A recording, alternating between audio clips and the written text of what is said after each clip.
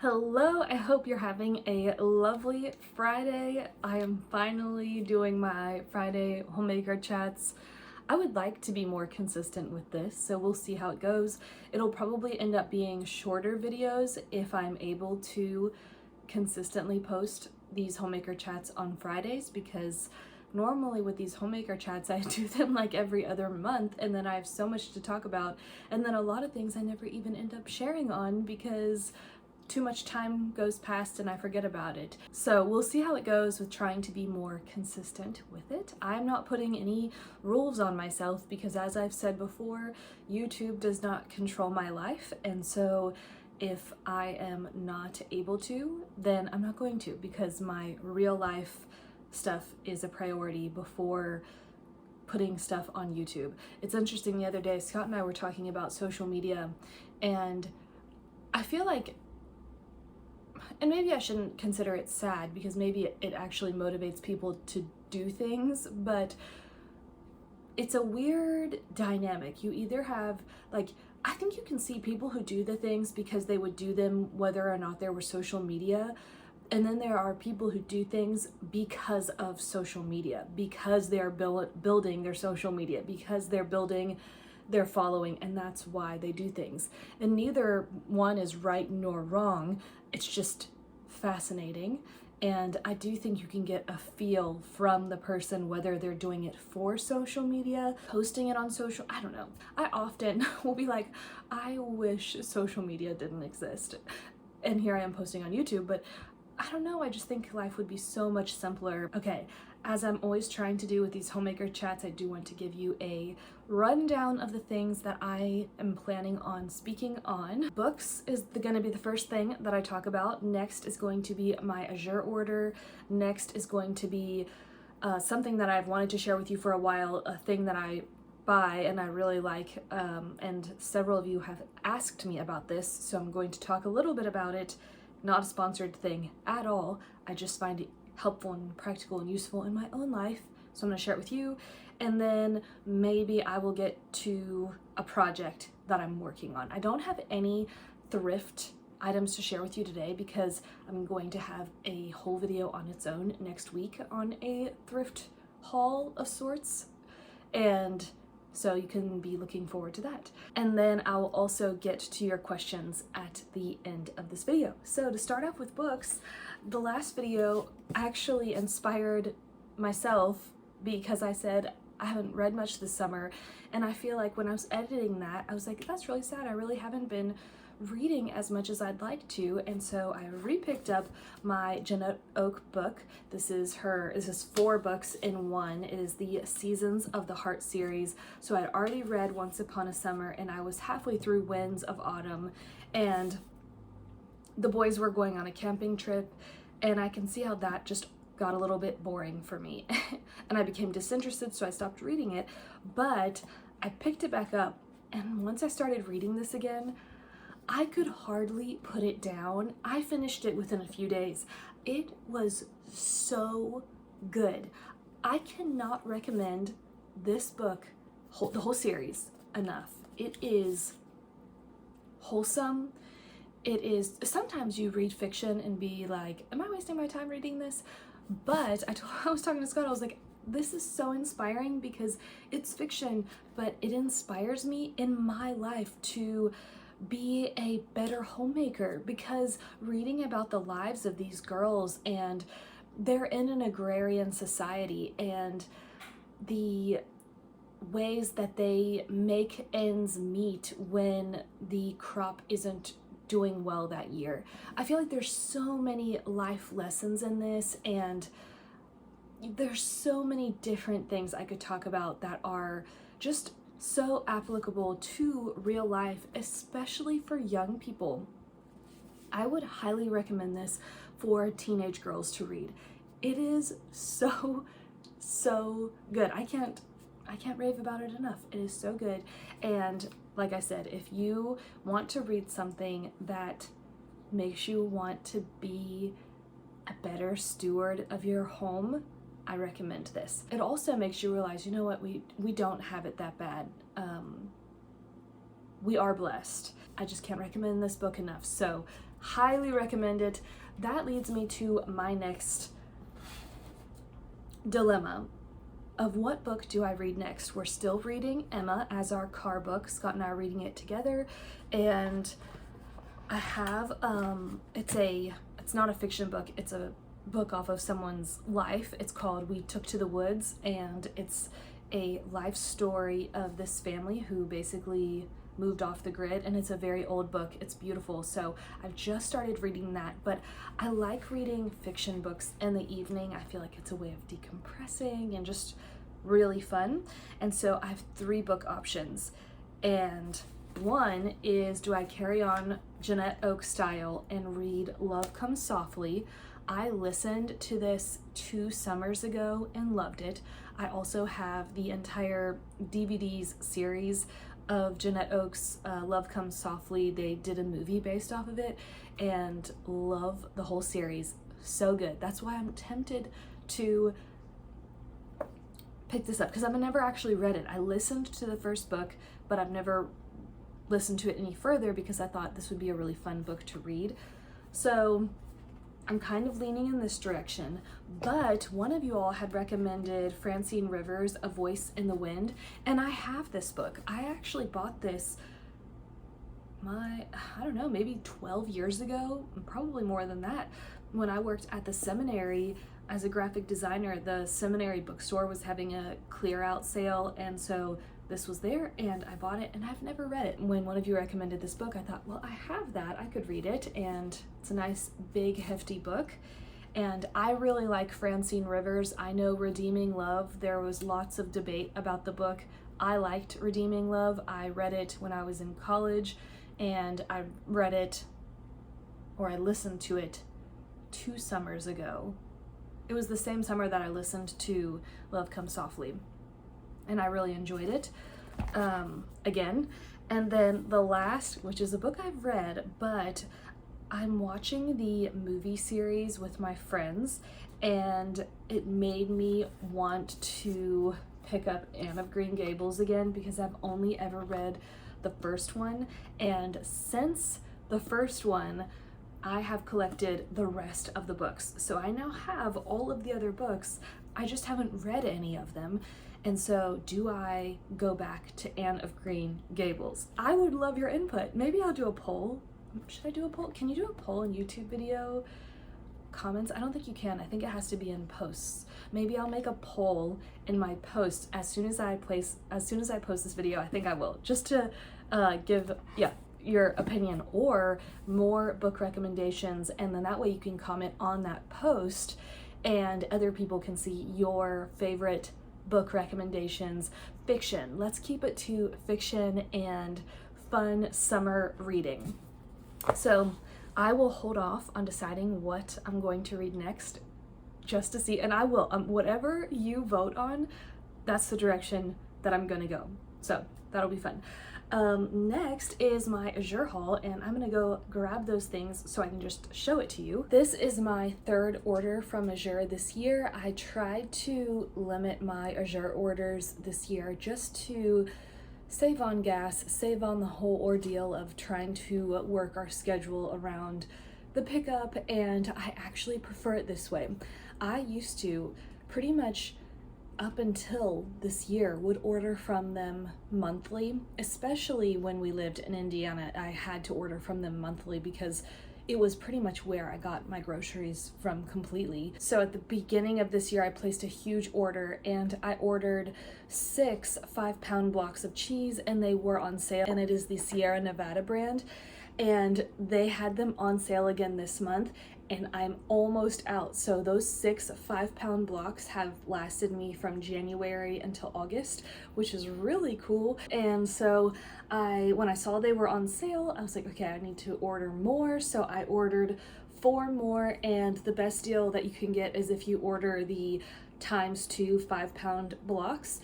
and the price is never exactly what it shows on the screen because they do weigh your blocks of cheese and it's based off of the weight. So I ordered 2 of the medium raw cheddar and then 2 of the jalapeno jack. This is such good cheese, and I actually prefer the sharp cheddar over the medium cheddar, but they were all sold out of the sharp cheddar. So the medium cheddar for 2 of them was $59.68, and then the jalapeno one was $54.27 for 2 of these. So I have 4 of these, and this should last me until the end of this year. That's my hope. Next, they had, which I was very excited about because I want to plant potatoes for our fall garden and hopefully we get some out of it, but they had highly discounted potatoes because they're all sprouting, which is what I want anyways. I love getting my garden potatoes from Azure because it's a little bit risky getting your potatoes from the grocery store to plant in your garden unless you can see that they're already starting to sprout, and a lot of times grocers don't want to leave the sprouting potatoes on the shelf, so they'll take them off.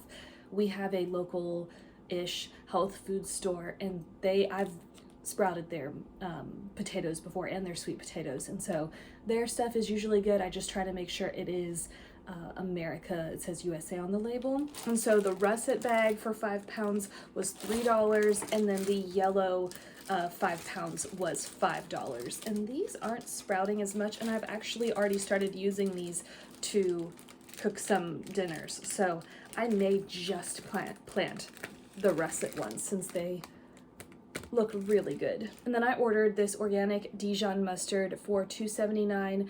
So in the past with mustard, I actually have mustard seed in a mortar and pestle, and I would just grind it up whenever I need mustard in recipes.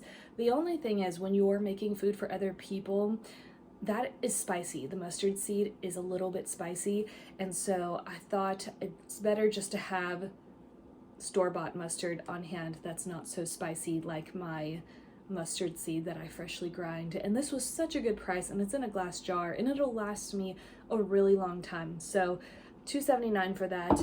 And then if you've seen other videos I've done, I share how I use lemon essential oil to take off the labels or tags on products that, like at thrift stores when they put terrible stickers on things, and when you peel it off it leaves that residue. Lemon essential oil takes it off perfect, and it smells good.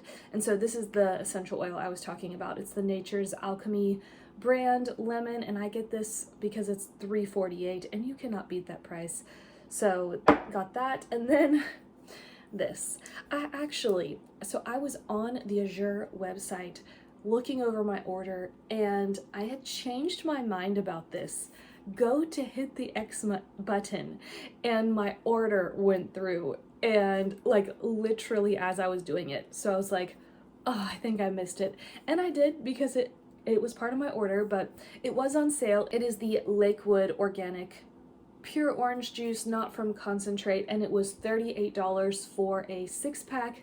They were on sale, and this is really good quality orange juice. In the morning, I will try to mix this up with salt, cream of tartar. If I have coconut water, I'll dilute it with coconut water. If I don't have coconut water, I'll just dilute it with regular water. And then I add collagen powder, mix it up really well, and drink this when I'm working out as like an electrolyte beverage. So yeah, I wasn't planning on getting it, or I was planning on it, and then I changed my mind, and then I was too late to take it out. But I'm kind of glad because it is very, very good. And yeah, that is everything that I got from this Azure order. So it was quite a small order. Next, I want to share with you my phone case. So I haven't shared about this on my YouTube channel in years, probably 2 or 3 years. So I'm going to share with you about Safe Sleeve, because just recently one of you commented and asked me to remind them of the phone case I use, and I was like, wow, I haven't shared about this in a long time. And within the past few months, both Scott and I had to buy new ones. Mine I had to buy because my last one fell apart, and then Scott, his phone died, so he had to buy a new phone. It was a bigger phone, so he had to get a new size Safe Sleeve.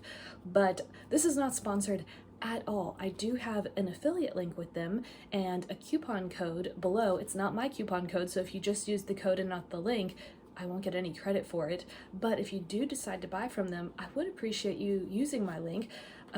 So yeah, I'm not getting paid to share this with you, but this is something I bought on my own for both of us in 2018. So we have been using safe sleeve phone cases since 2018. I'll show you my old one. This is my favorite, is the leather one. I love the leather ones. That's the only ones I'd ever bought up until this red one, but this red one was $30 cheaper than the leather one, and I was like, for $30, I can choose the red one. So I got the red one, but I'm sharing about this because I find it incredibly useful. So obviously with smartphones, you're gonna run into the EMF, 5G radiation stuff when you hold your phone directly up to your ear, and the believed problems that comes from that.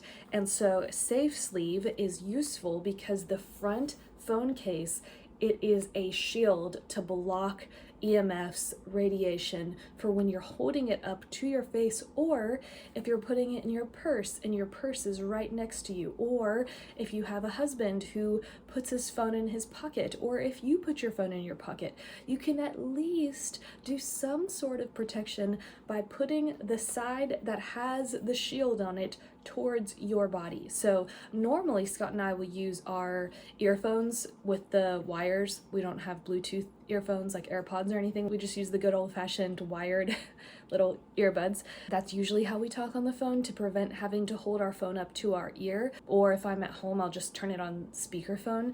But there are circumstances where I'm at a store and I don't have my earbuds, and I'm definitely not going to turn my phone on speakerphone.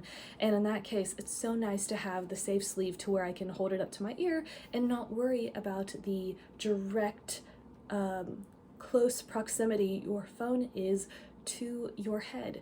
We're not going to know the ramifications of all of our technology until probably my generation gets older and we see the impact that it has on our health. So just little things that we can do to help with that, and these last a really long time. I bought the phone that I'm using now in 2021, and that's when I had to buy this case, and so I have had this case since 2021, and I just bought this red one a few months ago. So it lasted me 4 years, and I like the ones that have, so you put your phone in this side and it magnets to your case. Some of them you can just get it to where it doesn't detach from the case, it just stays like that, because then you can also, if you're a phone watcher of videos, you can sit it like that and your phone's perched up on it. It has slots for all your cards. This thing was worn to the ground.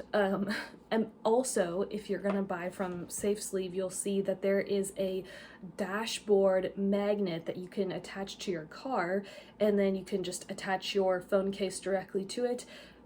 We have those in both of our vehicles because it's just so useful to have our phone just directly on the dashboard for maps. So I've been meaning to share this with you all for a while because I think it is a great value, and they have phone size cases for every phone. You just have to look at the search bar. So I do recommend this. Like I said, I'm not getting anything from this unless you use my link, but this is something I find incredibly useful. We've been using this for over 7 years, and I think it's a huge blessing just to have things like that. And then the last thing I'm going to share with you, I don't think I've shared this at all. Have I shared this? No, I don't think I have. So this is the project that I am slowly working on. It is taking me way longer than I ever intended it to take, but this is my English paper piecing quilt. Here it is.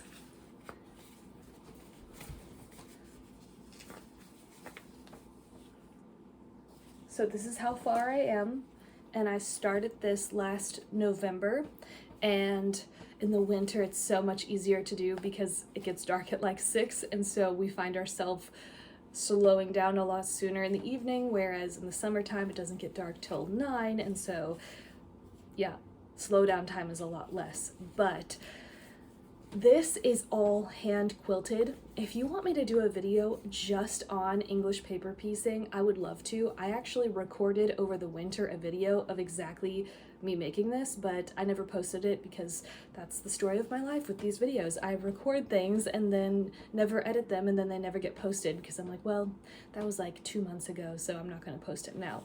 So my friend Liz actually showed me how to do this back in 2021.